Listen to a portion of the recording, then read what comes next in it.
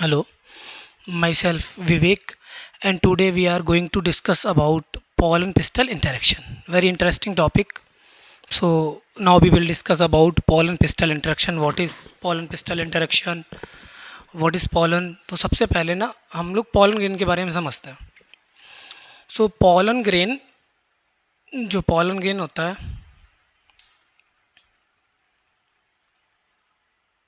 pollen grain is male gametophyte. ये male gametophyte को represent करता है. Pollen grain have two cells, दो सेल्स होते हैं इसके पास. पॉलन ग्रेन के पास जो बड़ा सेल होता है, the bigger cell is known as vegetative cell. Cell इसके अलावा जो छोटा सेल होता है, इस सेल को हम लोग बोलते हैं generative cell.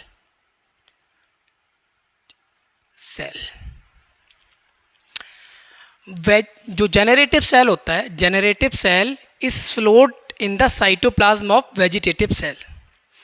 And pollen grain have two layers, दो लेयर इसके पास प्रेजेंट होती हैं. And both layers are formed by the tapetum. And what is tapetum? Tapetum is the inner most layer of anther. Anther की inner most layer होती है. होता क्या है, सबसे अंदर वाली जो लेयर होती है वो कंटिन्यूअस लेयर होती है बनी हुई. इस लेयर का नाम होता है intine. And intine is made up of cellulose and pectin.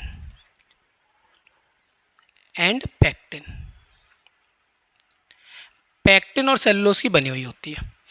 एक और लेयर प्रेजेंट होती है जो कि होती है डिसकंटिन्यूअस. डिसकंटिन्यूअस होती है मतलब पूरी कंटिन्यूअस नहीं होती. इस लेयर को हम लोग बोलते हैं exine. And exine is made up of sporopollenin.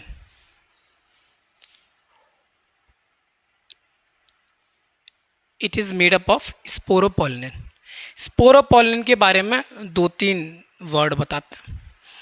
It is the most resistant organic material to be known. अभी तक का खोजे जाने वाला सबसे रेसिस्टेंट ऑर्गेनिक मटेरियल स्पोरोपोलिन है, जो कि रेसिस्टेंट होता है. इट इज़ रेसिस्टेंस टू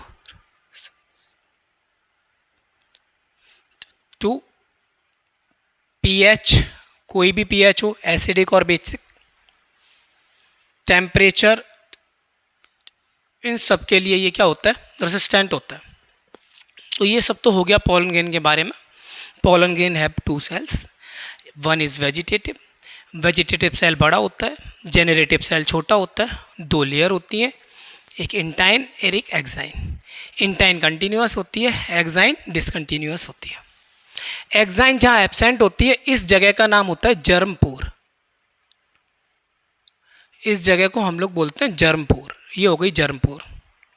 और जर्म पोर से क्या निकलेगी, आपकी पॉलन ट्यूब का फॉर्मेशन यहीं से होगा, और ये हो गया आपका जर्म पोर. अब हम लोग समझते हैं, थोड़ा सा हम लोग डिस्कस करते हैं पॉलन ट्यूब के बारे में. तो पॉलन पिस्टल इंटरेक्शन बताते हैं. सॉरी,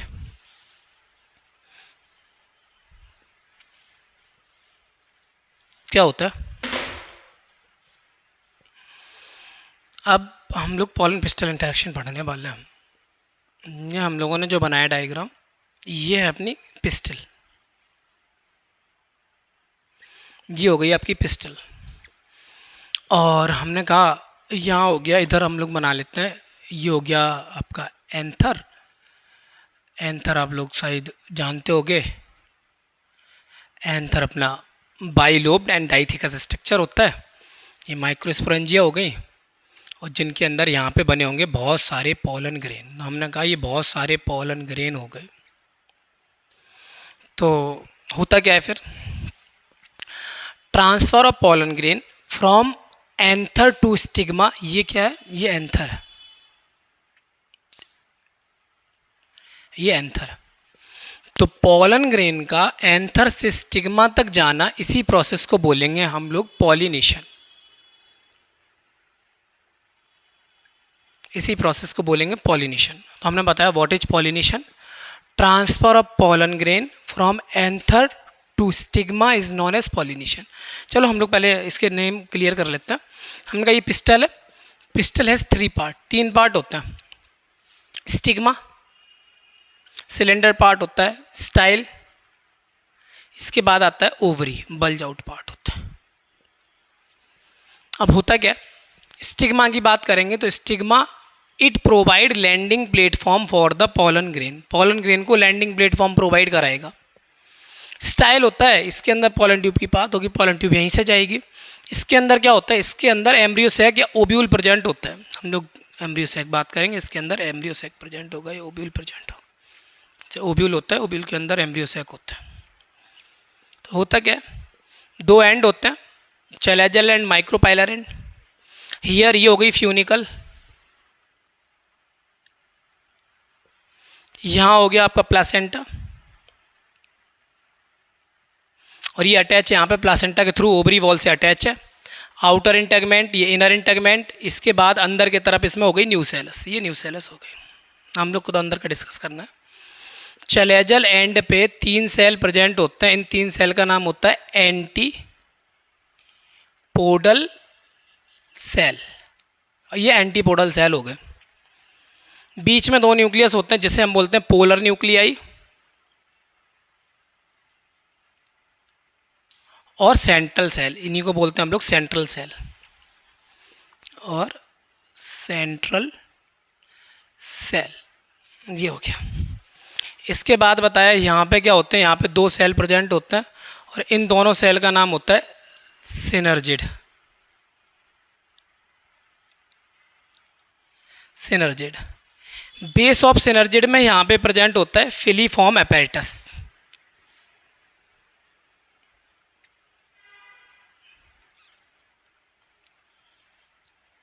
फिलीफॉर्म अपैरेटस, और यहाँ पे प्रेजेंट होता है एग सेल। अब समझो, ये तो हमने एम्ब्रियो सैक के बारे में बता लिया, जो कि 7 सेल्ड 8 न्यूक्लिएटेड होता है। आप काउंट करोगे 3 सेल ये हो गए एंटीपोडल, 2 सिनर्जिड 5, 1 एग सेल 6 और 1 सेंट्रल सेल, 7 टोटल सेल हुए।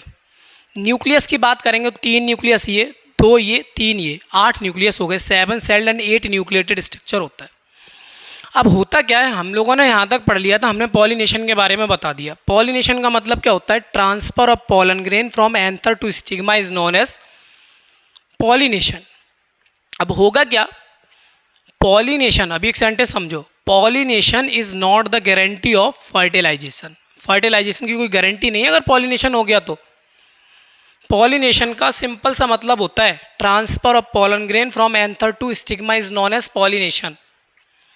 अब ऐसा क्यों है, अरे कभी ऐसा भी हो सकता है। समझो, हमने कहा कि मानो ये जो पिस्टल थी, ये पिस्टल थी आपकी चाइना रोज़ की, ठीक, ये पिस्टल हो गई चाइना रोज़ की और ये एंथर हो गया रोज़ का। Both are different species, China rose is different and rose is different, दोनों डिफरेंट स्पीसीज है। अब हुआ क्या, जैसे चाइना रोज़ गुड़हल होता है और रोज़ तो गुलाब का फूल होता है। अब होगा क्या कि कोई मानो इंसेक्ट था, इस पॉलन ग्रेन को यहाँ ले आया और इतनी डेफिनेशन थी, पॉलिनेशन का मतलब था पॉलन ग्रेन का एंथर से स्टिग्मा तक जाना, इसी प्रोसेस को बोलेंगे पॉलिनेशन। ये तो हो गया आपका पॉलिनेशन। अब क्या होता है पॉलिनेशन के बाद, तो हमने कहा पॉलिनेशन के बाद क्या होगा, अगर हमने कहा ये दूसरी स्पीसीज है, ये दूसरी स्पीसीज, डिफरेंट स्पीसीज का पॉलन ग्रेन आ गया, होता क्या है सॉरी, जो स्टिग्मा होता है, stigma has ability to recognise the pollen grain. Pollen को रिकॉग्नाइज करने की एबिलिटी होती है, स्टिग्मा के पास प्रेजेंट होती है। तो ये क्या करता है, ये पता लगा लेता है, एबिलिटी होती है कि ये पॉलन ग्रेन जो आया है यहाँ पे, हमने कहा ये पॉलन ग्रेन है अपना, एक वेजिटेटिव, वो जेनरेटिव, एक वेजिटेटिव और एक्साइन एंटाइन प्रेजेंट है। ये पता लगा लेता है ये पॉलन ग्रेन सेम स्पीसीज के और डिफरेंट। अगर ये पॉलन ग्रेन डिफरेंट स्पीसीज का है तो ये पॉलन ट्यूब के जर्मिनेशन को रिजेक्ट कर देगी। तो पॉलन ट्यूब का क्या हो गया, रिजेक्शन हो गया। हमने बताया अगर कभी भी डिफरेंट स्पीसीज का पॉलन ग्रेन डिफरेंट स्टिग्मा के पास पहुंचेगा तो पॉलिनेशन तो होगा, लेकिन क्या नहीं होगी, पॉलन ट्यूब का फॉर्मेशन नहीं होगा। इतना क्लियर है। चलो हम लोग आगे समझते हैं। हमने कहा कि मानो ये दोनों सेम स्पीसीज के थे, पॉलन ग्रेन और पॉलन ग्रेन और पिस्टल एक ही स्पीसीज के थे, ये पॉलन ग्रेन यहाँ आ भी गया। बट अभी भी गारंटी नहीं है फर्टिलाइजेशन की। कहीं मानो ये जो है प्लांट, इसके पास कहीं सेल्फ इनकम्पैटिबिलिटी तो नहीं है। सेल्फ इनकम्पैटिबिलिटी एक आउट ब्रीडिंग डिवाइस होती है जो प्लांट डेवलप करता है, जिसके कारण प्लांट क्या करता है कि इन ब्रीडिंग को इनहिबिट करेगा और वो आउट ब्रीडिंग को बढ़ाता है, आउट ब्रीडिंग करना चाहता है। तो होगा क्या, मानो अगर ये सेम प्लांट के ही है, सेम स्पीसीज जो सेम प्लांट के और प्लांट के अंदर आउट ब्रीडिंग डिवाइसेस डेवलप कर रखी है उसने, सेल्फ इनकम्पैटिबिलिटी है, तब भी क्या होगा, पॉलन ट्यूब इसके अंदर जर्मिनेट नहीं होगी। तो हमने कहा दो कंडीशन हो गई, जब ये पॉलन ग्रेन दूसरी स्पीसीज का हो और ये पिस्टल दूसरी स्पीसीज की हो, तब पॉलन ट्यूब का फॉर्मेशन नहीं होगा, पॉलन ट्यूब रिजेक्शन हो जाएगी। कौन करवा देगा, स्टिग्मा। हमने कहा दोनों सेम स्पीसीज के, सेम ही प्लांट के, लेकिन इनके अंदर सेल्फ इनकम्पैटिबिलिटी डेवलप है, तब क्या होगा, तब भी पॉलन ट्यूब रिजेक्शन हो जाएगा। ठीक है, हम लोग तो पॉजिटिव सोच के पढ़ रहे हैं, आगे पढ़ते हैं। हमने कहा ऐसा भी होगा, पॉलन ग्रेन सेम स्पीसीज का भी है एंड इट इज़ कंपैटिबल, और ये कंपैटिबल भी है, तो क्या होगा, अब क्या होगा, स्टिग्मा अलाउड कर देगा पॉलन ट्यूब के फॉर्मेशन को।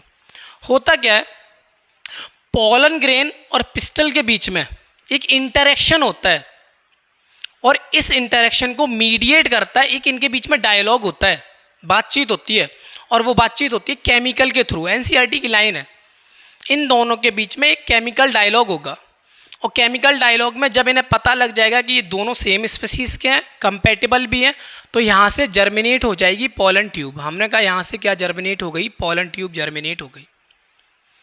अब आपने आपको थोड़ी देर पहले बताया था पॉलन ग्रेन के बारे में। पॉलन ग्रेन के अंदर दो सेल थे, एक वेजिटेटिव सेल और दूसरा सेल था जनरेटिव सेल।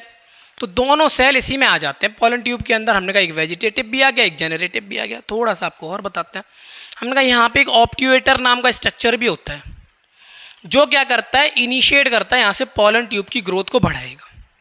अपने सिलेबस में नहीं है, हम लोग के लेवल में नहीं है, तो हम लोग इसको स्किप करते हैं। हम तो समझते हैं। हमने अच्छा एक स्ट्रक्चर और बताई थी, हमने कहा था यहाँ पे 3 सेल थे एग अपैरेटस में, एक तो एग सेल था और 2 हमने बताए थे क्या थे आपके दो हमने बताए थे सिनर्जिड, और सिनर्जिड के बेस पे था फिलीफॉर्म अपैरेटस। अब फिलीफॉर्म अपैरेटस का काम क्या होता है, इनका काम होता है it guides the entry of pollen tube.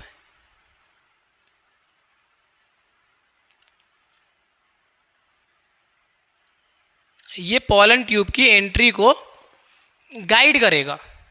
अब ये पॉलन ट्यूब की एंट्री को कैसे गाइड करता है, तो हमने कहा हुआ क्या, पॉलन ट्यूब यहाँ से बनी, इस पॉलन ट्यूब की एंट्री को गाइड किसने किया, तो इस पॉलन ट्यूब की एंट्री को गाइड करने लगा फिलीफॉर्म अपैरेटस। तो क्या होता है, फिलीफॉर्म अपैरेटस इस पॉलन ट्यूब की एंट्री को गाइड करता है और पॉलन ट्यूब जर्मिनेट करती हुई जाती है माइक्रोपाइलर एंड पे। तो हमने कहा था एम्ब्रियो सैक में यहाँ पे 2 एंड होते हैं ओव्यूल पे, ये चैलेजल एंड और ये माइक्रोपाइलर एंड। तो वैसे तो चैलेजोगैमी मीजोगैमी अलग अलग होती हैं, लेकिन हम लोग अभी अपनी स्ट्रिक्ट एनसीईआरटी फॉलो कर रहे हैं, तो हमने कहा जो स्पेशल केस लिखा हुआ है वही पढ़ते हैं। ये जाने लगा पॉलन ट्यूब यहाँ जा रही है, और हमने पढ़ा था पॉलन ग्रेन के अंदर 2 सेल प्रेजेंट थे। 2 सेल आपको बताए थे, कौन कौन से, एक हमने कहा जेनरेटिव और एक बताया था वेजिटेटिव। अब जो जेनरेटिव सेल है, एक हमने कहा जेनरेटिव और दूसरा था वेजिटेटिव। अब होता क्या है, हम लोग आगे बढ़ते हैं तो समझते हैं। हमने बताया जो जेनरेटिव सेल है ये करता है डिवाइड, इसके अंदर होता है डिवीजन, और इसके अंदर जो डिवीजन होता है वो माइटोसिस के थ्रू होता है, और माइटोसिस होने के बाद ये बना देता है 2 मेल गैमीट्स। यहाँ बन गए 2 मेल गैमीट का फॉर्मेशन हो गया। ठीक, तो हमने कहा इसने क्या किया, इसके अंदर डिवीजन हुआ और डिवीजन होने के बाद ये 2 मेल गैमीट बन गए।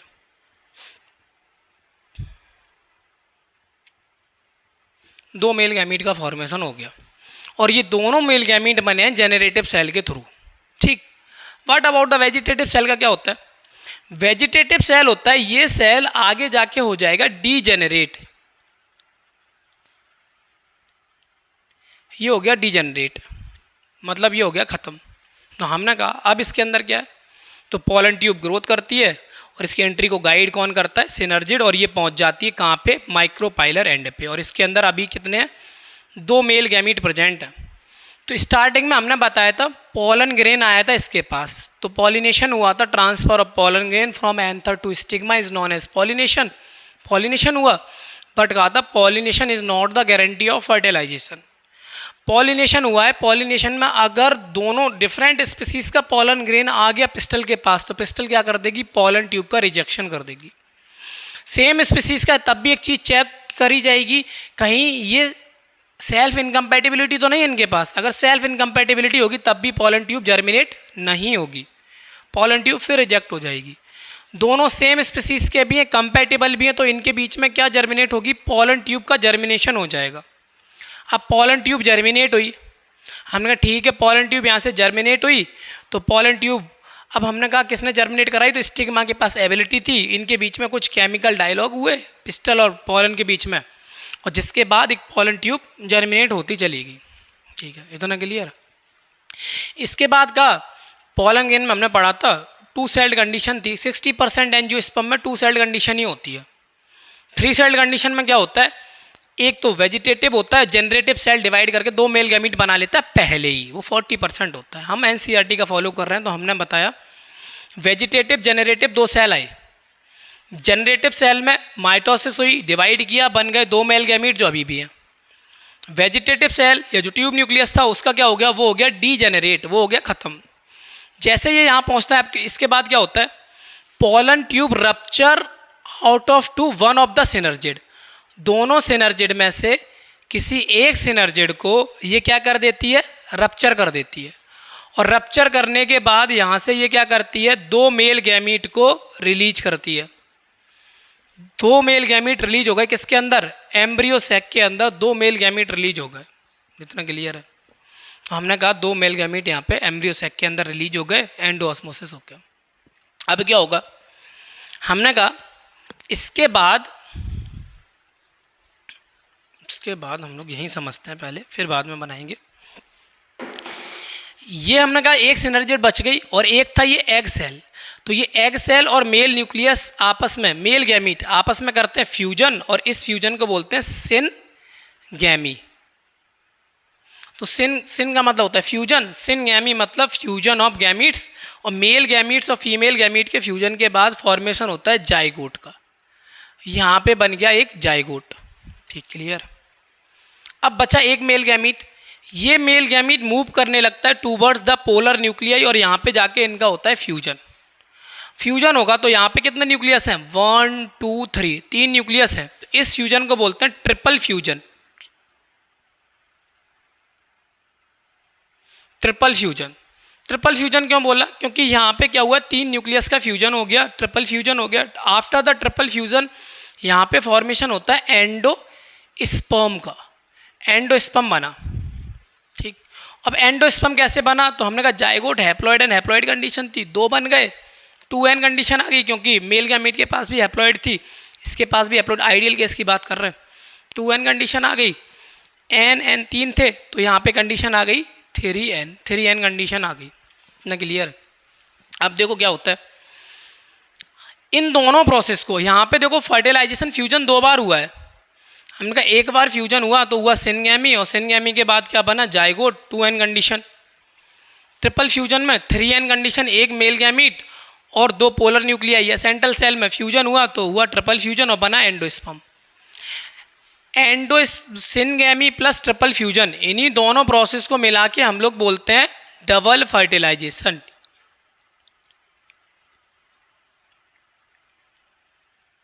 तो ये फिनोमिना क्लियर है। डबल फर्टिलाइजेशन अगर कोई पूछे तो क्या है, डबल फर्टिलाइजेशन क्या है, पोलन ट्यूब जब आई थी तो उस पोलन ट्यूब माइक्रोपाइलर एंड पे आके क्या करती है, out of 2 synergid one of the synergid को करेगी रप्चर, और एंडोऑस्मोसिस करने के बाद दोनों मेल गैमीट को कहाँ छोड़ देती है, एम्ब्रियो सैक के अंदर।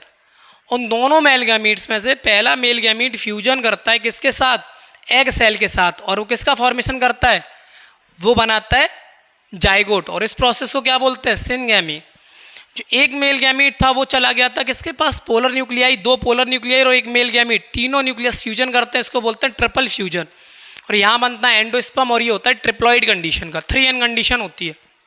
इतना हो गया। अभी देखो एम्ब्रियो सैक के अंदर हम लोग को पता है 7 सेल होते हैं टोटल, तो हमने आपको बताए थे 3 सेल तो ये हो गए, 3 सेल के बाद बताए थे 3 यहाँ पे प्रेजेंट होते हैं और 1 सेल सेंट्रल सेल होता है, और बताया था 8 न्यूक्लियस होते हैं, 3 ये हो गए थे, 2 यहाँ पे थे, 3 यहाँ पे थे, 8 थे। एंटीपोडल सेल का क्या होता है, एंटीपोडल सेल डीजनरेट हो जाती हैं, ठीक। एक सिनर्जिड बची थी वो भी क्या हो गई, डीजनरेट। अब थोड़ा सा कॉम्प्लिकेटेड हो जाएगा यहाँ प्रोसेस, हम लोग सिंप्लीफाई करते हैं, एक नया डायग्राम बनाते हैं और उसमें इसको समझने की कोशिश करते हैं, उसमें पढ़ते हैं इसको, ठीक है। सिंपल सी प्रोसेस है।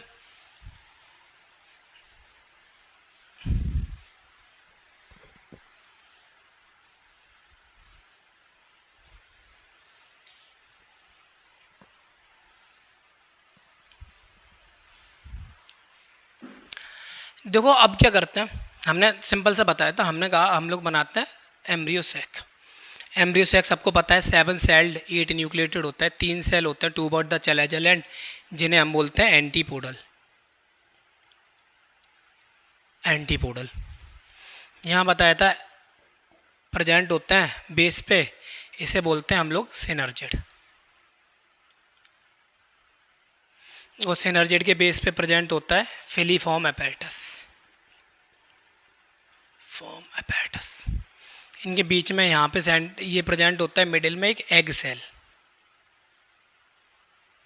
और यहाँ पे थे पोलर न्यूक्लियाई। तो 7 सेल, 3 ये हो गए, 3 ये हो गए, 6 और एक ये 7 सेल हो गए। न्यूक्लियस जोड़ोगे तो 8 हो गए, 3 न्यूक्लियस 2 6 और 3 2 5 और 3 8 न्यूक्लियस हो गए। प्रोसेस क्या पड़ी थी, हमने कहा था पॉलन ट्यूब आई थी, तो पॉलन ट्यूब जर्मिनेट हुई होगी। और कब जर्मिनेट हुई होगी तो 2 कंडीशन बताई थी आपको, हमने कहा था एक तो सेम स्पीसीज होनी चाहिए और कैसा होना चाहिए, कंपेटेबल पॉलन ग्रेन होना चाहिए, तो पॉलन ट्यूब का फॉर्मेशन हो जाएगा। पॉलन ग्रेन आपको पता है 2 सेल थे, एक जेनरेटिव एक वेजिटेटिव। पॉलन ट्यूब के अंदर क्या हुआ, वेजिटेटिव हो गया डीजनरेट, जेनरेटिव ने माइटोसिस करके 2 मेल गैमीट बना दिए। अब दोनों मेल गैमीट बनाने के बाद क्या होता है, ये एक सिनर्जिड को रप्चर करती है और रप्चर करने के बाद 2 मेल गैमीट को यहाँ पे रिलीज कर देती है। फिर क्या होता है, ये मेल गैमीट फ्यूजन कर लेता है किसके साथ, एग सेल के साथ, और इसी फ्यूजन को बोलते हैं सिनगैमी।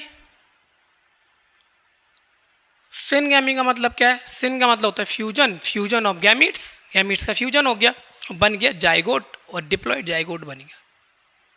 और जाइगोट कैसे कंडीशन है, 2n कंडीशन है जाइगोट की, ठीक। हमने कहा ये मूव करने लगता है कहाँ, टूवर्ड्स पोलर न्यूक्लियाई, ये चला जाता है पोलर न्यूक्लियाई के पास, और यहाँ पे जाके 3 न्यूक्लियस का फ्यूजन होता है, बोलते हैं ट्रिपल फ्यूजन। और ट्रिपल फ्यूजन के बाद बनता है एंडोस्पर्म, और जो कैसा होता है 3n कंडीशन होता है, ट्रिप्लॉइड होता है। अब क्या होता है, हमने थोड़ा बताया था आपको, एंटीपोडल हो गए डीजनरेट, हम लोग इस लेवल पे पढ़ रहे हैं तो वही बताते हैं, कभी कभी कुछ और भी होता है वो हम लोग कभी डिस्कस नहीं करेंगे। सिनर्जिड भी हो गए डीजनरेट।